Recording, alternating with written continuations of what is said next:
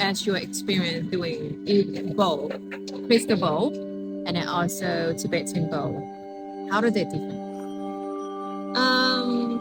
So the difference between the crystal bowls and the Tibetan bowls is that we both know the crystal bowls are made out of crystals and glass.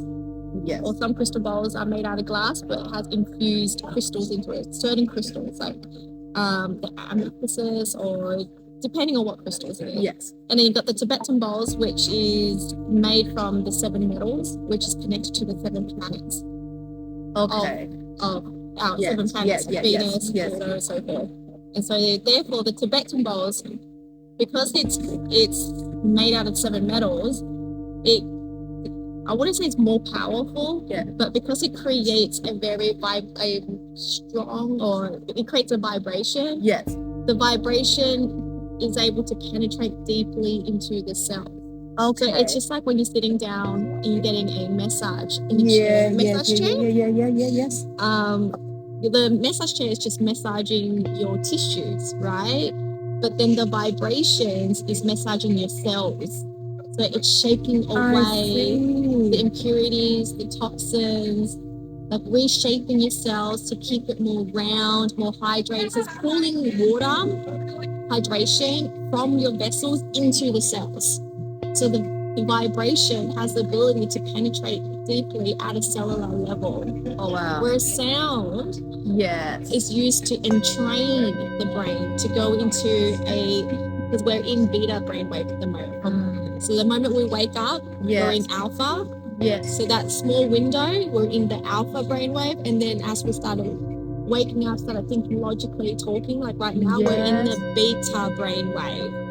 And so we use sound to entrain the brain to go from beta brainwave into theta brainwave, which is the state of consciousness where you're awake, but you're not also awake. So that is as you know, that brainwave where you're able to reprogram your mind, your subconscious mind. That's the window. And so sound is used to entrain our brain to move our brainwave from a beta brainwave into a theta brainwave. So slowing down the brainwave so that this energetic body opens up to receive the vibration. So what you're saying is that the crystal bowl works directly through the brain's wave, when the Tibetan bowls work with the sound of brain as well, but in the same time you get the beneficial from the vibration. Yes, correct. Yes.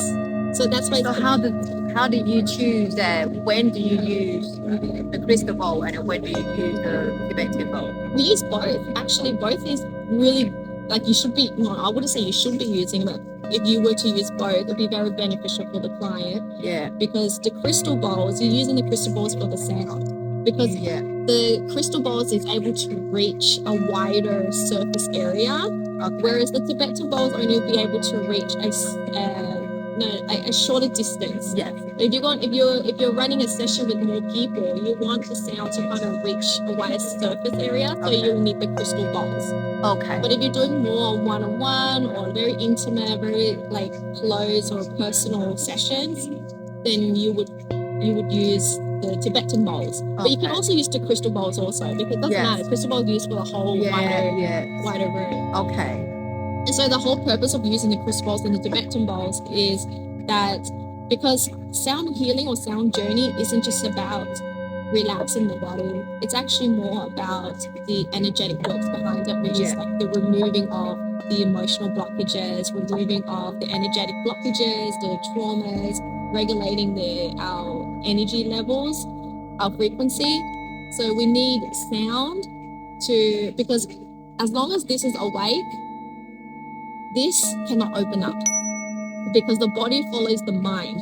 So if my mind is constantly thinking about what to do next, what to eat next, what to speak next, what to say next, the body will follow that. Yes. So in order for the body to completely relax, this needs to shut down. Okay. So we use the sound to shut the mind down so that the body can finally relax. And when the body relaxes, it opens up and you receive the vibration. You receive the energy from the universe.